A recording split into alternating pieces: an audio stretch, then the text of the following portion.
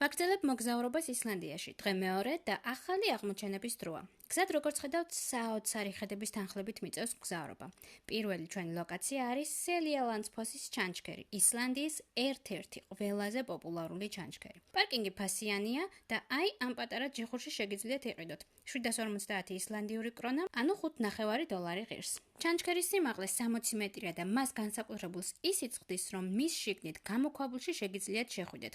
როგორც ხედავთ, არის ასეთი ბილიკი, შედიხართ და მასში დამხრიდან უყურებთ. ფაქტობრივად ჩანჩქერს შეგიძლიათ წრე დაარტყათ, რაც საკმაოდ იშვიათი სანახავია.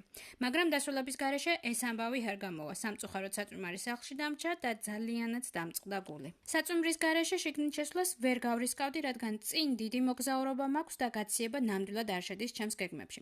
ასევე სასურველია შესაბამისი ფეხსაცმელიც გეცვათ. მოკლედ გაითვალისწინეთ ეს რჩევა, თუ წასვლას დააპირებთ. ჩემსავით გულდაწყვეტილი რომ არ დარჩეთ. გავაგრძელოთ.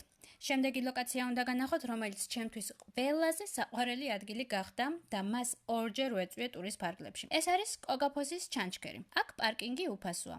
მოდით უფრო კარგად რომ დაინახოთ, თუ რატომ არის ეს ადგილი ზღაპრული, დრონის კადრებს გაგიზიარებთ, რომელიც გადავიღე. საოცარია არა, მე მიჭირდა დამეჯერებინა თუ როგორ ახლოს ვიყავი ამ საოცრებასთან. ჩემი რჩევა იქნება კოგაფოსის ჩანჩქერს აუცილებლად მზიან ამინდში ესტუმროთ, რადგან ეს ზღაპრული სანახაობა არ გამოტოვოთ და იხილოთ ადგილი, სადაც ცისარტყელები იბადებიან. ფოტოების გამო ცოტა დასველებაც მომიწია, თუმცა იმდენად ზღაპრული კადრები გამოვიდა, ნამდვილად ღირდა. თუ გაინტერესებთ ფოტომასალა, ჩემს ინსტაგრამზე დავდებთ და შეგიძლიათ გამომყვეთ იქაც. ამით არ სრულდება დღევანდელი დღის აღმოჩენები და ამჯერად ისლანდიის ერთ-ერთ ყველაზე ფოტოგენურ ადგილზე ჩამოვარდნილი თვითმფრინავის სანახავად უნდა წაგიყვანოთ.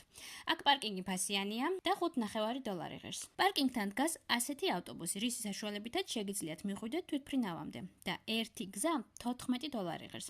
ან შეგიძლიათ ფეხით გაუყვეთ. იქამდე 7 კილომეტრია და ფეხით დაახლოებით 40-50 წუთი სჭირდება. მე ფეხით გავუყევი გზას და გზა აი ასე გამოიყურება. მიდიხარ შავ ვულკანურ სანაპიროზე. თუმცა ზამთარში არც თუ ისე სასურველია აქ ფეხით სიარული, რადგან თოვლის და ქვიშის ქარბუქების გამო, რაც ხშირია ამ ადგილას, კარგი ხილვადობა არაა და არც თუ ისე უსაფრთხოა. ალბათ დაგაინტერესებთ სანაპიროზე ეს თვითმფრინავი საიდან მოხდა. გეტყვით, 1973 წელს შეერთებული შტატების საზღვაო ძალების თვითმფრინავს საწვავი ამოეწურა და ჩამოვარდა ისლანდიის სამხრეთ სანაპიროზე. საბედნიეროდ სასწაულებრივად გადარჩა თვითმფრინავის ყველა მგზავრი. თუ სამეცნიერო ფანტასტიკური ჟანრის ფილმები მოგწონთ, მაშინ ეს ადგილი აუცილებლად უნდა მოინიშნოთ სანახავი ადგილების სიაში. დღეისთვის სულ ეს იყო. ხვალ კიდევ ბევრი საინტერესო ადგილი უნდა მოვინახულო და თუ თქვენს გაინტერესებთ, მაშინ გამომიწერეთ და გამომყევით მოგზაურობაში. საინტერესო თქვენ რომელი ადგილი მოგეწონათ ყველაზე მეტად, დამიწერეთ კომენტარებში. აბა